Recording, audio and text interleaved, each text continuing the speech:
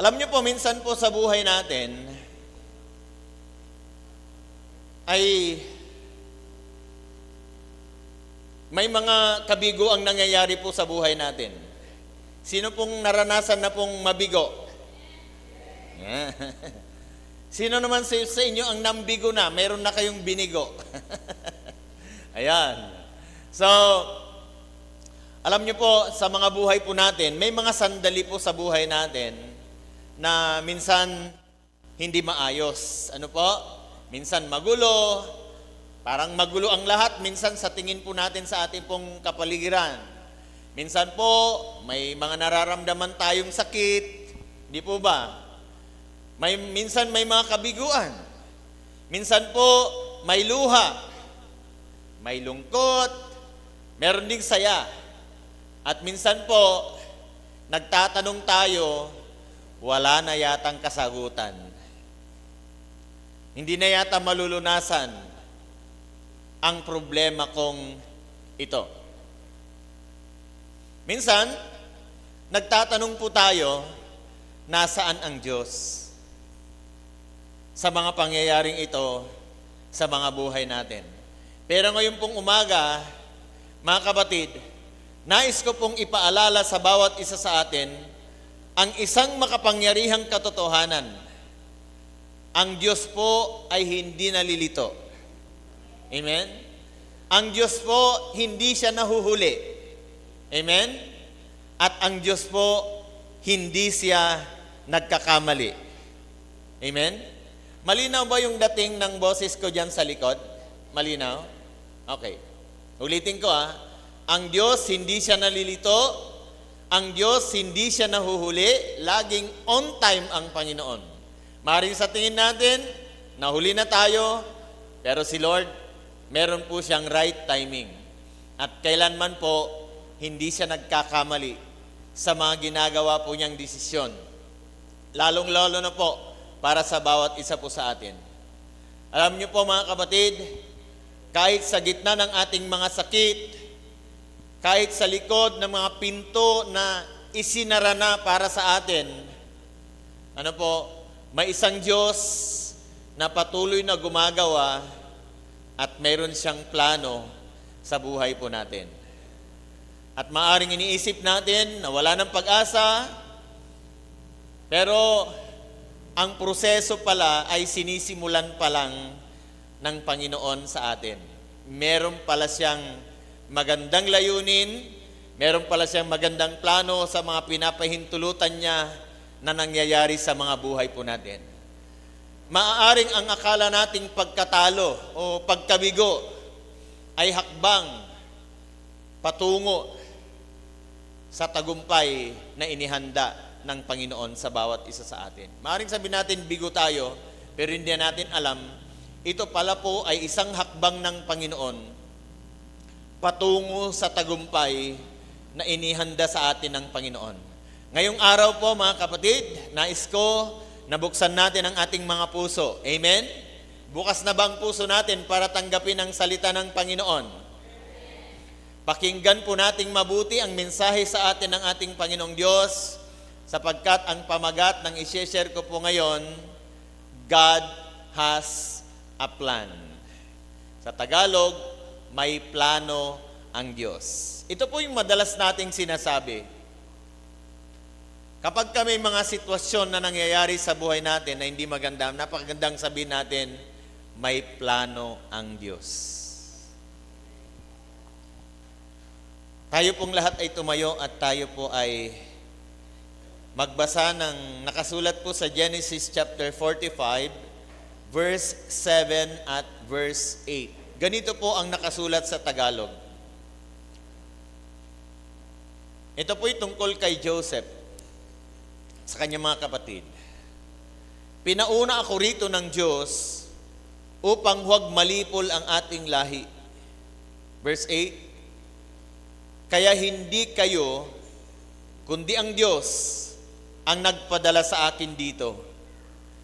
Ginawa niya akong tagapayo ng Faraon, tagapangasiwa ng kanyang sambahayan, at tagapamahala ng buong Ehipto. Manalangin tayo. makapangyarihang Diyos na merong napakagandang plano sa buhay ng bawat isa sa amin, sa present generation, even in the past at mga future generation. Kami po ay naniniwalang meron po kayong plano sa buhay ng bawat isa sa amin. At ang plano po ninyong ito ay napakaganda. Aming Diyos, sa amin pong pagbubulay-bulay ng iyong banal at makapangyarihang salita ngayong umaga, dalangin ko pong pangunahan po ninyo ang bawat isa sa amin. Aming Diyos, basbasan niyo ang iyong lingkod na magbabahagi ngayon sapagkat wala siyang magagawa kung wala po ang iyong gabay at ang inyong pong basbas sa Kanya. Ganon din po, Panginoon, ang bawat tagapakinig, basbasan niyo rin upang ang bawat isa ay magkaroon ng bukas na puso, malawak na pangunawa, masunuring pag-uugali upang anuman ang nais ninyong ipagawa sa amin ay amin pong magawa. Tulungan niyo po kami, Panginoon, na unawain ang iyong mensahe, lalong-lalo na po tulungan niyo kami kung paano ito maisa sa pamuhay. Aming Diyos, dalangin po namin ang lahat ng ito sa pangalan po ng aming Panginoong Hesukristo. Lahat tayo magsabi ng Amen at Amen. Purihin ang Panginoon, makakaupo na po kayo sa presence po ng atin pong Panginoong Diyos. Muli po, God has a plan, may plano ang Diyos. Pwede bang sabihin natin sa ating katabi, may plano ang Diyos? Amen. May plano po ang Diyos. Alam niyo po, lahat po ng mga plano ng ating Panginoon, hindi po niya ito sinesekreto. Amen? Ito po ay kanyang ipinapahayag. Ito po yung unang titingnan natin, yung next slide. Ipinapahayag po ng Panginoon ang kanya pong plano. Basahin po natin ang Genesis chapter 37, verses 5 hanggang 10. Ito po, sa mga talatang ito ay ipinahayag po ng Diyos kay Joseph kung ano po ang kanyang plano na mangyayari sa hinaharap. So, samahan niyo po ako magbasa, 37 verse 5 ng Genesis. Minsan, nanaginip si Jose at lalong namuhi ang mga kapatid niya nang ito'y ikwento niya sa kanila. Sabi ni Jose, napanaginipan ko, sabi niya, sa verse 7, na tayo ay nasa bukid at nagbibigkis ng trigo. Tumayo ang aking binigkis at yumuko sa paligid nito ang inyong mga binigkis. Verse 8, ano? Ang ibig mo bang sabihin ay maghahari ka sa amin? Tanong nila. At lalo silang nagalit kay Jose. 9, nanaginip muli si Jose at isinalaysay sa kanyang mga kapatid ang ganito. Nakita ko sa aking panaginip ng araw, ang buwan at 11 bituin ay yumuko sa aking harapan. 10, sinabi rin niya ito sa kanyang ama at ito'y nagalit din sa kanya. Anong ibig mong sabihin? Tanong ng ama. Kami ng inyong ina at mga kapatid ay yuyuko sa harapan mo? Pansinin po ninyo mga kapatid, itong si Jose ay nagkaroon ng panaginip at wala siyang kaalam-alam na ito ay isasagawa ng Panginoon sa kanyang buhay. So ito po, may plano na po ang Panginoon kay Joseph, pero hindi alam ni Joseph kung ano yung plano niya at kung paano ito mangyayari. Kaya binigyan lang muna siya ni Lord ng panaginip na hindi alam kung ano ang meaning ng panaginip niyang ito, na nung sila ay naggapas, yung mga uhay na kanilang ginapas, yung kanyang ginapas tumayo, pagkatapos tumayo din yung mga ginapas ng mga kapatid niya at yumuko sa kanyang ginapas. Kung titingnan lang natin literal yon, ganun lang yon. At si Joseph, at this time, hindi pa rin niya alam kung ano ang interpretasyon.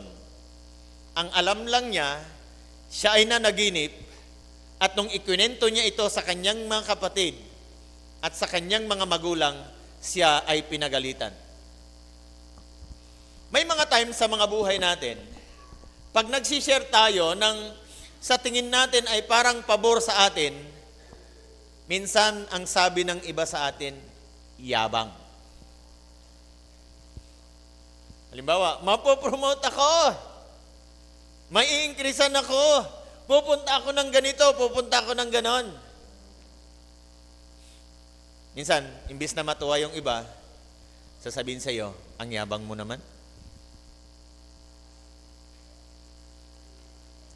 Minsan, isineshare lang natin kung gaano kabuti ang Diyos dahil sa mga katagumpayang nararanasan natin sa buhay, mga magagandang nangyayari sa buhay natin, mga magagandang nangyayari sa family natin.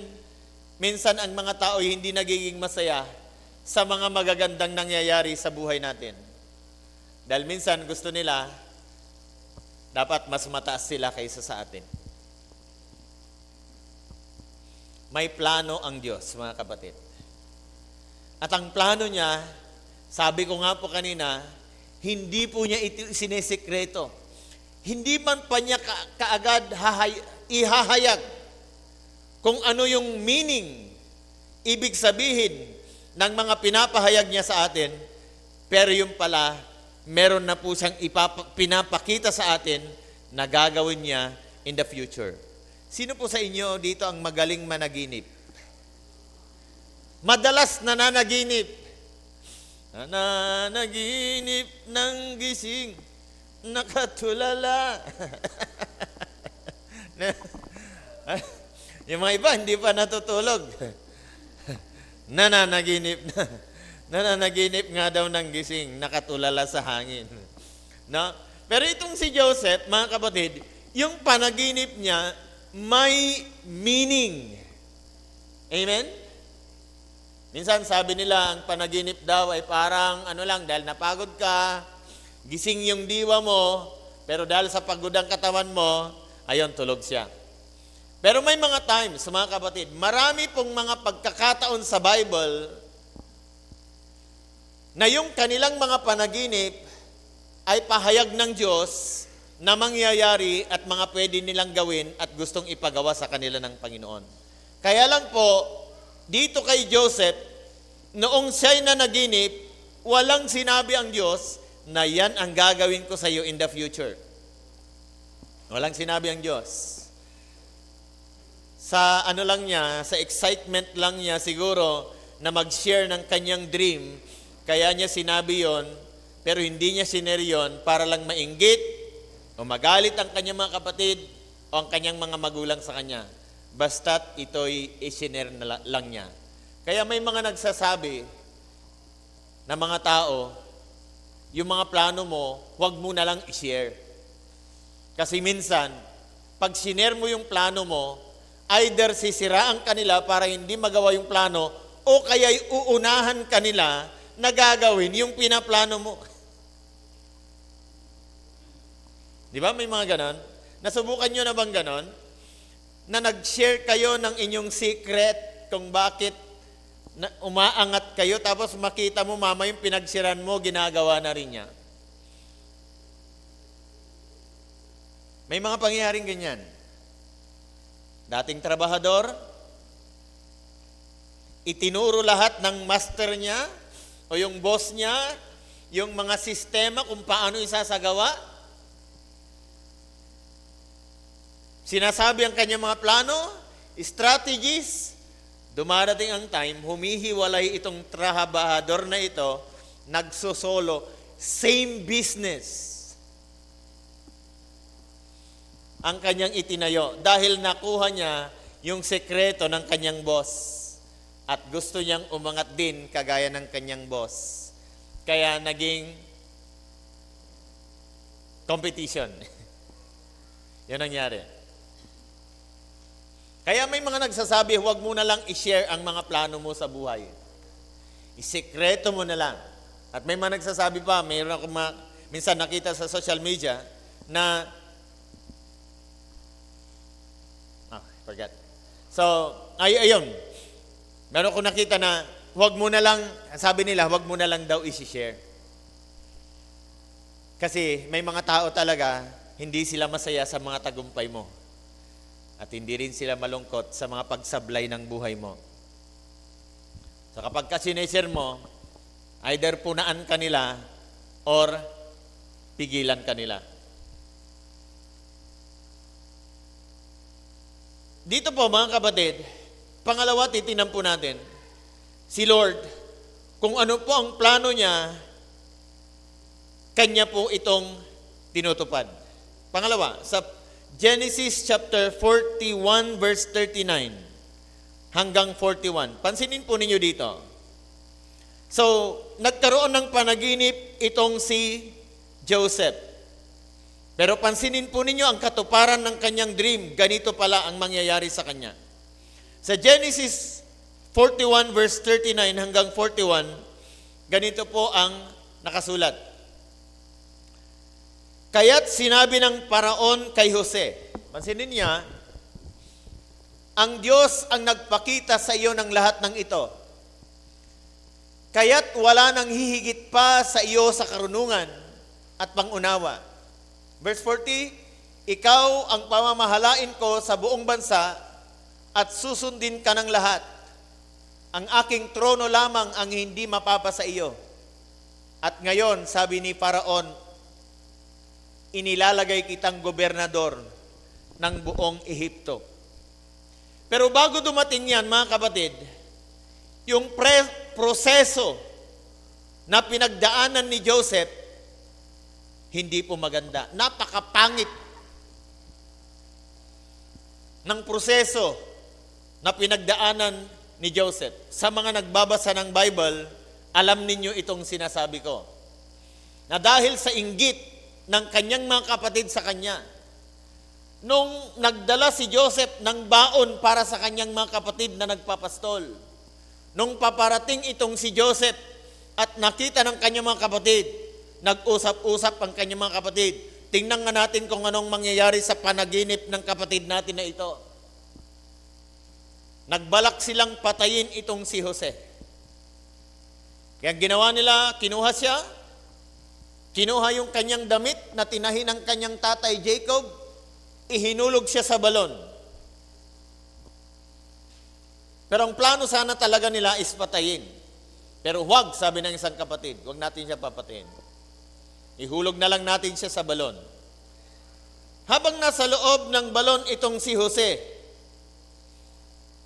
may dumaan na mga taga-Midian o Midianita patungo ng Egypt.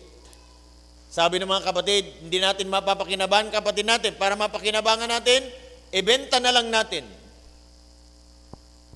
Brother for sale. Nakita na ba kayong ganon?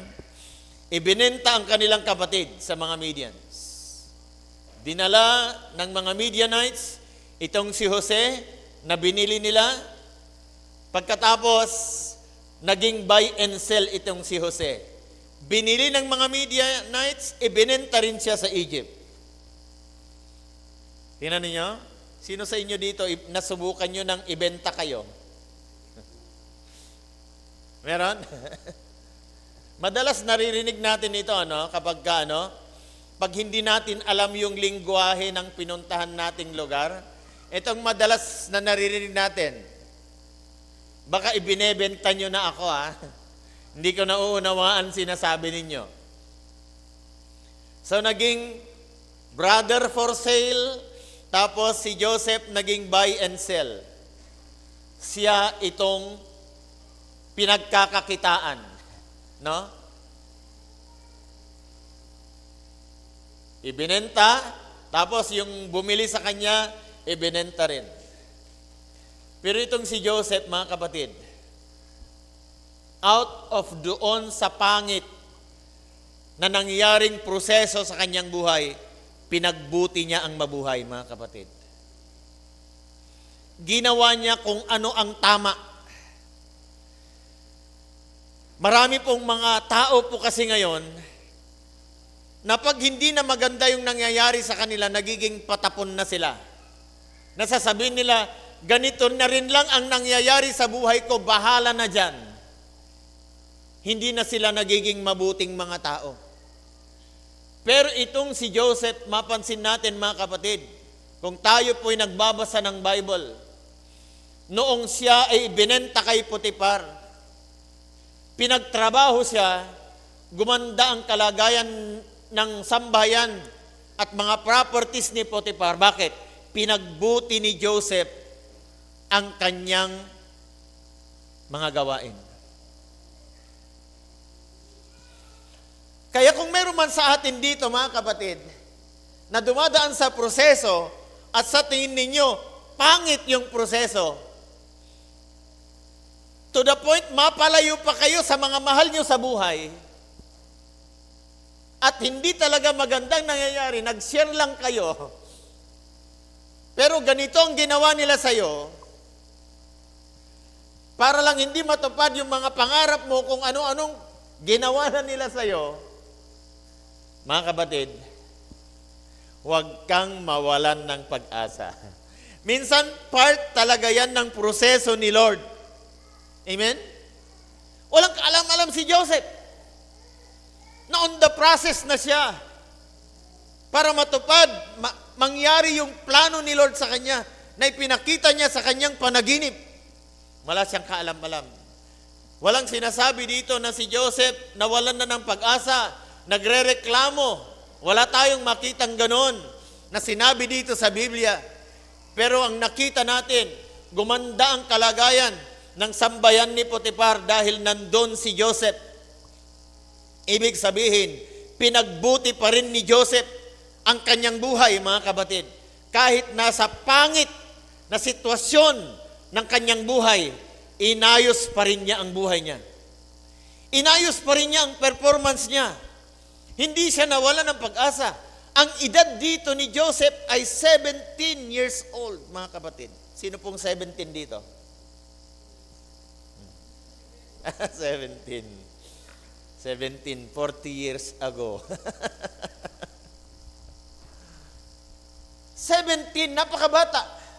Teenager, napalayo sa kanyang pamilya. Pero hindi sa kagustuhan niya, kundi dahil sa kagustuhan ng ibang tao. Sa kanyang tatay nagdalamhati dahil iniulat ng kanyang mga kapatid na nilapa ng mababangis na hayop itong si Joseph. Kaya nagdalamhati ng ilang araw ang kanyang tatay dahil ang alam niya patay na itong si Jose na pinakamamahal niyang anak. Alam niyo ba itong si Jacob, minahal niyang mabuti itong si Jose dahil siya yung unang anak niya doon sa pinakamamahal niyang asawa. Sino yung asawa niyang yon? Si? Nagbabasa ng Bible. Sino? Si Rebecca ba yan? Si Raquel ba yan? Si? Sino? Si? Leah. Si Raquel. Ayan. Si Raquel, no?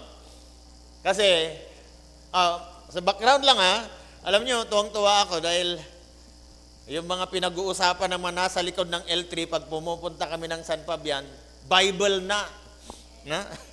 Yung mga nabasa nila. Kaya, yan ang magandang maritisan. No? At ang marites doon, di ba si Jacob Mandaraya? Dinaya din siya, di ba? Napansin nyo? Na dahil si Jacob ay Mandaraya, dinaya rin siya. No? Ayan, ang isang marites doon. No? Ang marites doon, itong si Jacob, ang gusto niya talaga ay Sinong talagang nagustuhan niya? Si Rachel o kaya si Raquel, no? Nagtrabaho siya kay Laban na kanyang biyanan ng 7 years, di ba? Para lang kay Raquel. Pero nung mag-asawa na sila, yung unang gabi, sinong binigay? Si Leah ang binigay. Yan ang maganda nagbabasa ng Bible. May pagmamaritisan tayo dito at nakaka-relate tayo. Ang binigay, paggising niya ng umaga, hindi si Raquel ang kanya nakatabi, si Leah. Dahil, bakit? Bakit ganun ang dahilan? Kasi, bawal sa kanilang kultura ang maunang mag-asawa yung mas nakakabata. Ayan, very good. Ayan, yan, magandang marites natin.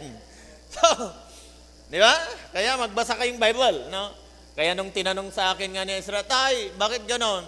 Nakakainis. Ano yung nakakainis? Bakit si Esau nawalan ng blessing? Di ba? Bakit nandaya? Bakit dinaya siya ni Jacob? Anak, magbasa kang Bible. Pansinin mo, may consequence yun si Jacob. Sige, wag nyo nang sabihin, babasahin ko, sabi ni Ezra. So, ayun. Kaya, para alam ninyo yung mga pinagmamaritisan natin dito, sumabay kayo sa readings natin. Kasi yung mga pag-uusapan natin every Sunday. So, ayun nangyari. Ang marites, paggising niya, si Leah! Si Raquel, ayun, siguro, inaasahan niya na mapangasawa na niya sino na to? Hindi, si Raquel, inaasahan niya na mapapangasawa na niya si Jacob, pero hindi pala si ate niya ang nauna. So, si ate, siguro, hindi ko alam kung naging masaya siya o ano. Pero dahil sa mas mahal talaga ni Jacob, si Rachel o si Raquel, nagtrabaho ulit si Jacob ng 7 years para mapangasawa niya itong si Rachel o kaya si Raquel. Ang mga kapatid, baka sabihin ninyo, bakit dalawa? Ba't dalawa? Akin sarag to si Ren. Kasi walang Bible. Doray, naasawa ng Jacob. San agine? Di ba? Mga kapatid, baka isa ito sa katanungan ninyo, wala pa pong batas noon. Wala pang batas noon. Kaya okay, asawain mo ang kung sino-sino dyan, pwede. Noon yun. Noon yun, mga kapatid. Wala pang batas noon na hindi mo pwedeng asawahin ang kapatid mo. Kasi kahit kapatid noon, pwede. Dahil walang batas. No? Walang batas at wala ding epekto sa genes. Kahit kamag-anak mong mapangasawa mo. Pero nung naglagay na si Lord ng batas, hindi na pwede at mayroon ng epekto sa genes ng tao noong si Lord ay nagbigay na ng batas. Ganun po yun. Ay, may singit ko lang. Kaya ba may nagtatanong din sa inyo, saan nakakuha ng asawa Sino yon? Yung kapatid si Cain. Saan nakuha ng pangasawa? Sa tingin nyo, saan? Kasi sila lang na magkakapatid. Di ba? Baka isa yun sa tanong ninyo. Sagutin ko lang. Alam niyo po, ang mga pangalan ng babae noon, hindi itinatala. Pag may mga anak na babae noon, ang unang pansinin ninyo, ang pinapangalanan lang madalas pangalan ng lalaki. Kaya maaari, sabi nila, ng mga Bible scholars, meron ding anak na mga babae pa sila dan noon, pero hindi pinangalanan. Kaya maaring galing din yan sa lahi nila. Maaring ganon. Hindi man naisulat, pero maaring ganon. Kasi hindi po, sorry sa mga babae, hindi mahalaga ang pangalan ninyo noon, o pangalanan. Pag napangasawa lang ng taong kilala sa Bible, doon pa lang napapangalanan ang mga babae. So, eto nga mga kapatid. So, napunta lang tayo doon para makita po natin yung mga background, So, napamahal masyado itong si Jacob sa kanyang anak na si Jose dahil yun ang unang anak niya kay Rachel. Kasi hindi makaanak si Rachel. No? At ang labanan noon, kung sino yung may anak, mas napapamahal yung lalaki. To the point, pati nga yung katulong ni Leia ay ibinigay na rin niya kaya naging 4. Yung katulong ni Leia, naging asawa din na katulong ni Jacob. Pati yung katulong ni Rachel, ibinigay din kay Jacob. Maparami lang ang anak. Kaya umabot sa mga lalaking anak nila, 12. Yun yung 12 tribes of Israel ngayon. Pero galing yan sa iba-ibang babae. Pero iisa ang ama. Pero ulitin ko, mga kapatid, noon yon, ha? Baka may sarag to manaya, pastor. Di si Ren. Noon yon. Pwede bang sabihin natin, noon yon? Yan ha. Noon yon, hindi na ngayon. Ha? Wala pa kasing batas noon, mga kapatid. So, baka sabihin nyo, sana wala na ring batas para, no, mga kapatid. Noon lang po yun talaga. So, napamahal ng husto itong si Jacob kay Joseph dahil siya ang panganay na anak niya sa pinakamamahal niya doon sa 4 niyang asawa.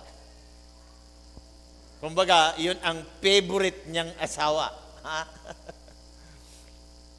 Favorite niya sa 4. Pero minsan, pinapakilala natin ang asawa natin, ito ang paborito ko at kaisa-isang asawa. Yan.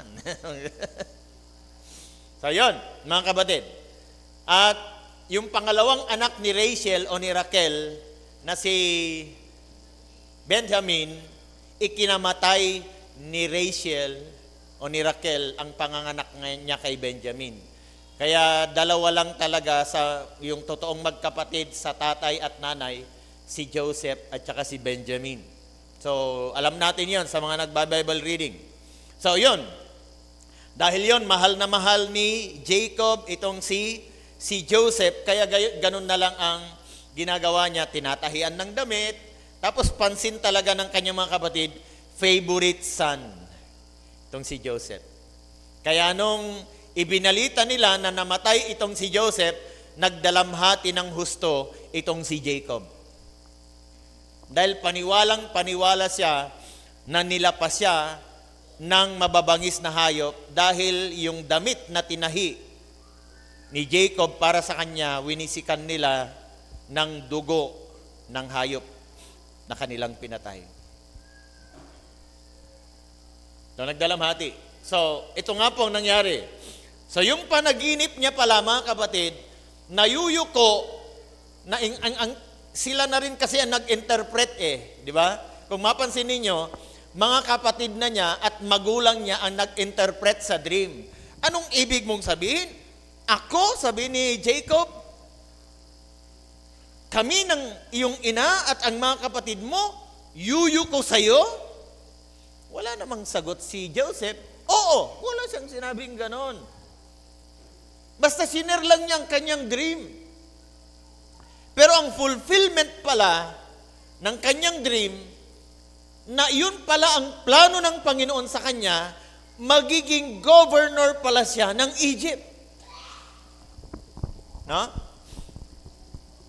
Inilagay kitang gobernador ng buong Ehipto, sabi ng paraon. Siya ang next in line sa king. Kaya mapansin ninyo, sa mga nabasa po natin, sa Genesis, mga kapatid, noong nagkaroon ng taggutom sa buong lupain, Egypt, hanggang sa karatig, nalaman nila na sa Egypt, maraming pagkain, dahil nung nanaginip itong si Paraon, na ang interpretation ni Joseph, magkaroon ng masaganang ani for 7 years, kaya advice niya, 5% sa lahat ng ani sa Egypt, itatabi, ilalagay sa imbakan ng pagkain. So nakaipon sila for 7 years ng 5% sa ani doon sa Egypt. So nakapagpatayo sila ng malalaking bodega o kamalig na paglagyan ng mga trigo at lahat ng mga ani na pwedeng ma-stock sa matagal na panahon. After 7 years, nag-start na ang taggutom. Umabot ang taggutom hanggang Kanaan.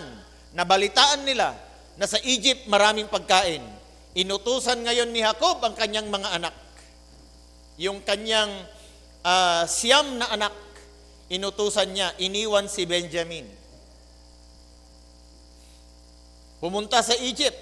Nung nakita nila si Joseph, nakita rin sila ni Joseph. Dito natin makita, yung siyam niyang mga kapatid, yumuko sa kanyang harapan. Not knowing na yung niyuyukoan nilang governor ng Egypt, si Joseph, na brother for sale. Hindi nila alam na yung niyuyukoan nilang tao na gobernador ng Egypt, yung kapatid nilang ibinenta sa mga Midianites. Hindi nila nakilala dahil matipuno siyang lalaki at of course naka-uniform, nakasuot ng gobernador ng Egypt. Sinong aasa sa kanila na yung inalipus na nilang tao ay magiging mataas ang katungkulan sa isang lugar na kung saan mayroong masaganang pagkain. Kaya sabi ko nga mga kapatid, hindi magandang nang aalipusta ng tao. Baka darating ang time, mas mataas ang maabot ng taong ito sa'yo at ikaw ang magpapakumbaba sa kanya. At kung may pride ka, hindi mo yun magagawa. Pero kailangan mong gawin para makabili ka ng pagkain.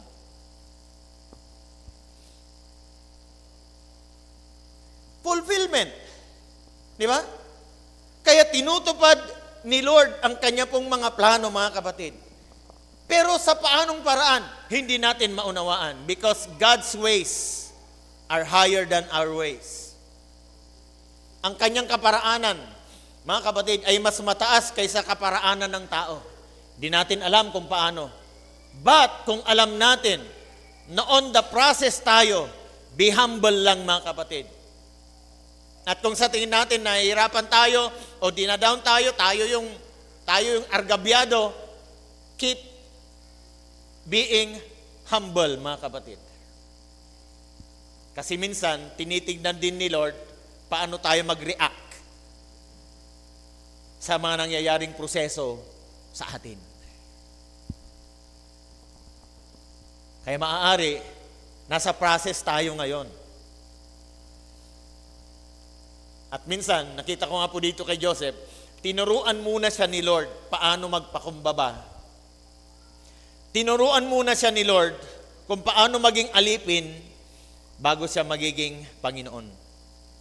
No? Magiging master o maging boss. Minsan ganyan ang inaalaw ni Lord na mga nangyayari sa buhay natin. Para sa ganon, alam din natin kung ano ba ang kalagayan ng mga taong nasa baba kapag tayo po ay nasa taas na. Para maintindihan po natin sila.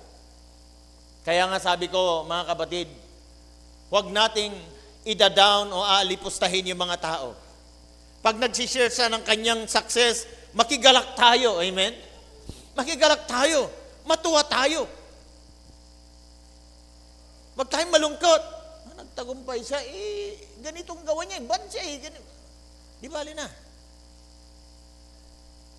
Amen? Lalo na kung itong taong ito, nagsisikap talaga, at nagsishare siya ng success niya, palakpakan nyo, parangalan ninyo.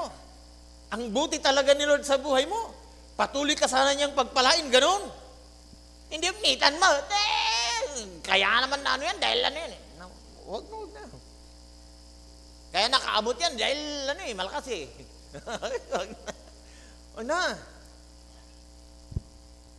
Let God, amen? Kung meron siyang plano sa ibang tao at ginagawa niya, yung plano niya sa buhay mo, gagawin din niya. Amen? Palakpakan natin nga si Lord. Hallelujah. Amen. Malay natin, magiging sino din tayo someday. O magiging sino din someday yung mga taong ito na sa tingin natin, parang alipin lang sila ngayon. Matindi ang pinagdaanan ni Joseph, mga kapatid, bago siya naging governor. Naging tauhan siya, pinaratangan siya na rapist siya, ikinulong. Pagkatapos sa kulungan, meron siyang tinulungang 2 bilanggo doon.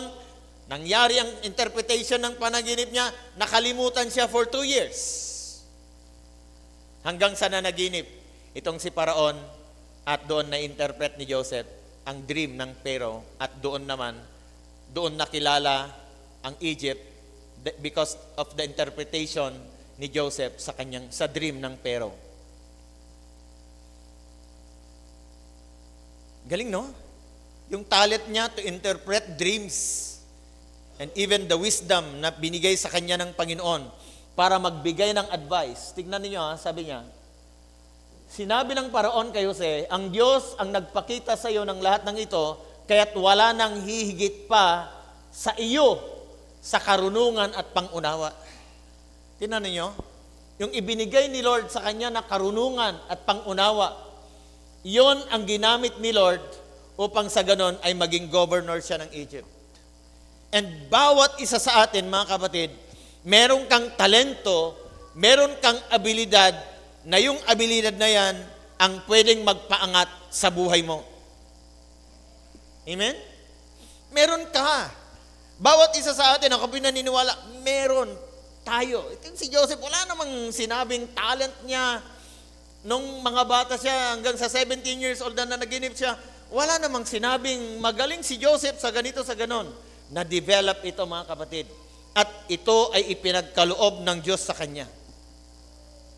Dahil meron siya magandang plano sa buhay ni Joseph. And even bawat sa isa sa atin, may magandang plano ang Panginoon sa atin, mga kapatid. Maring sa tingin ninyo, mga anak ninyo, parang walang magandang direksyon sa buhay. Meron sa tingin ng ating Panginoon. Amen? Mga teachers, maaring mga estudyante ninyo parang pasaway. Pero darating ang araw, nakalagay siya sa harapan ng inyong eskwelahan. Congratulations, doctor. Congratulations, engineer. Congratulations. At magugulat ka na lang, ha? Yung pasaway kong estudyante, doktor na! Pero may naging part ka doon. Di ba? Tuto pa rin ng Panginoon ang mga plano niya sa buhay natin. Kaya pangatlo, mamuhay tayo ayon sa kanyang plano. Amen? Yes, sa Genesis 50, verses 19 and 20, readings natin to kahapon. Ngunit sinabi ni Jose, huwag kayong matakot. Maari ko bang palitan ang Diyos? Masama nga ang inyong ginawa sa akin. Subalit ipinahintulot iyon ng Diyos para sa kabutihan. At dahil dooy, sabi niya, naligtas ang marami ngayon. Nag-sacrifice man itong si Joseph, siyang naging sacrifice para maligtas, sabi niya, ang marami ngayon. Kaya maaring sa atin, inihahanda lang tayo ni Lord. Pero tandaan natin, mga kapatid, mahirap ang proseso ng paghahanda. Mas mahirap ngayon kaysa sa actual, di ba? Sa mga sumasali sa competition, ilang araw kayo nagpra-practice. Minsan buwan, aabutin pa.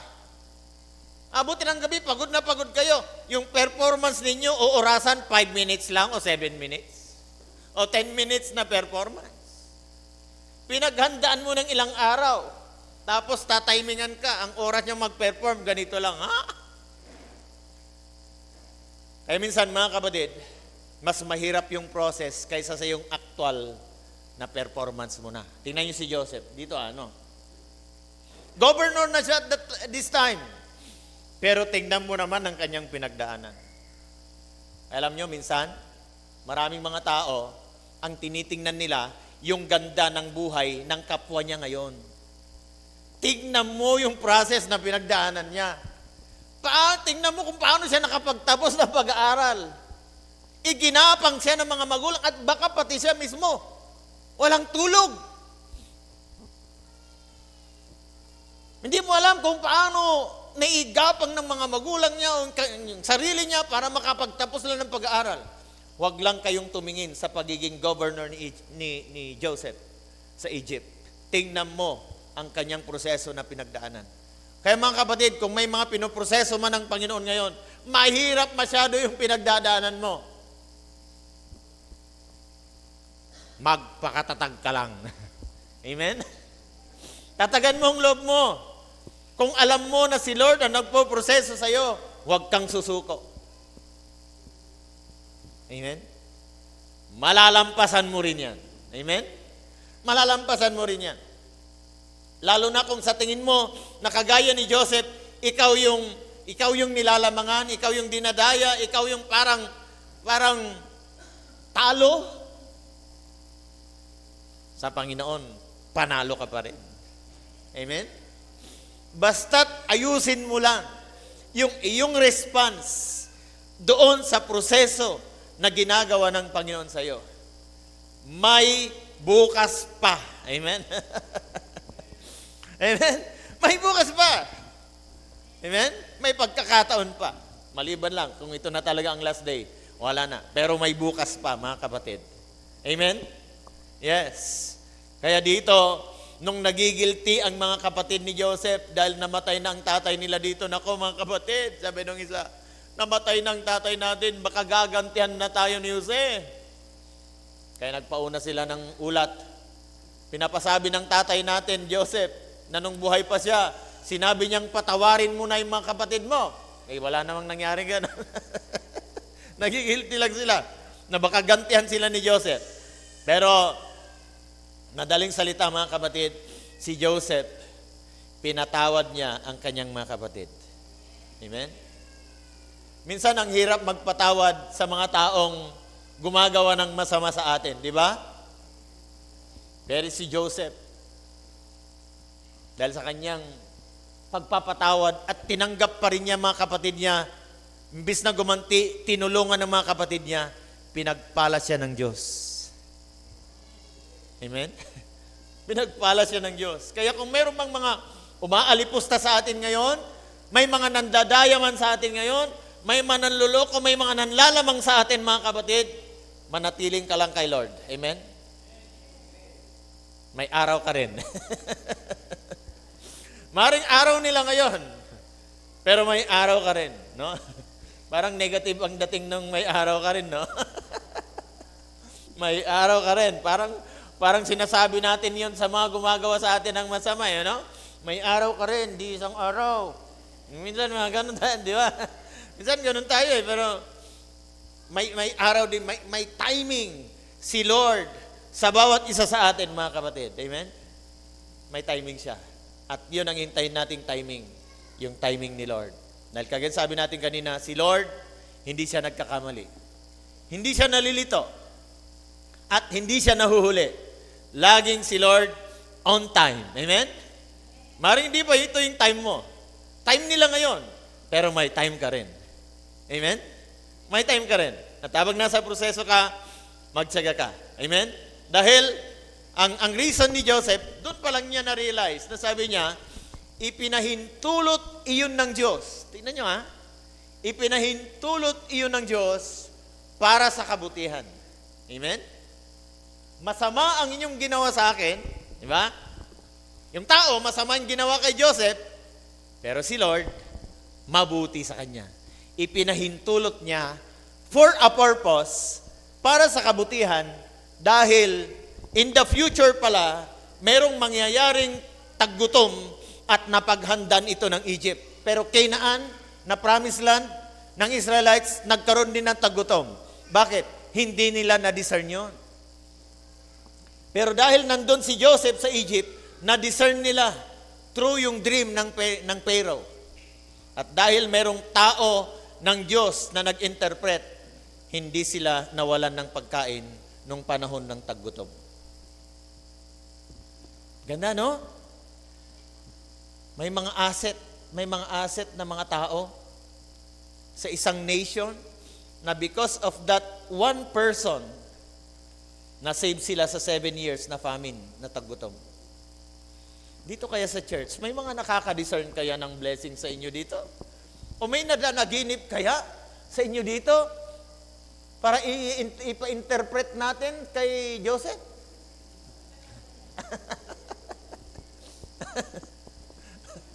No? May Joseph tayo dito, pero hindi ko alam kung Joseph the Dreamer ito. Oh. No? Mga kapatid, ulitin ko po, may plano ang Diyos. Every time na may mga hindi magagandang nangyayari sa buhay natin, pero pinapahintulutan ng Diyos. Kasi wala namang nangyayari dito sa lupa na hindi pinapahintulutan ng Diyos. Ina-allow niya yan for a purpose. Lagi po nating sasabihin, may plano ang Diyos. Pwede bang sabihin natin ito ng malakas? May plano ang Diyos. Sabihin natin sa ating katabi, may plano ang Diyos. Laging yan sabihin natin, mga kapatid. Pag may hindi tayo nagugustuhan nangyayari, may plano ang Diyos. Yung plano mo, halimbawa pumalpak, yung plano ni Lord, hindi papalpak.